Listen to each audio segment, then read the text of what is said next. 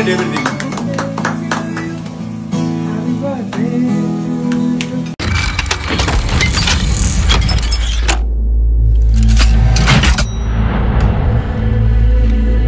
Hi, ఇలా మీ ముందుకు రావడానికి కారణం విశ్వంభర. చాలామందికి డౌట్ ఉంది, ఈ చిత్రం ఎందుకు డిలే అవుతుంది, ఆలస్యం అవుతుందని.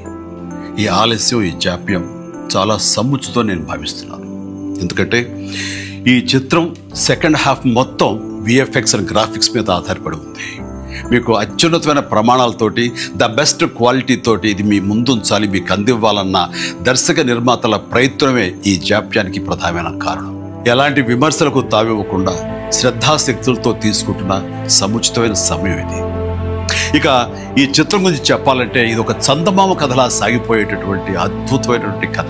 ముఖ్యంగా చిన్నపిల్లలకు, మరీ ముఖ్యంగా పెద్దవాళ్ళలో ఉండే చిన్నపిల్లలు ఉంటారే, వాళ్ళని సైతం ఇది అలరిస్తుంది, వినోదపరుస్తుంది.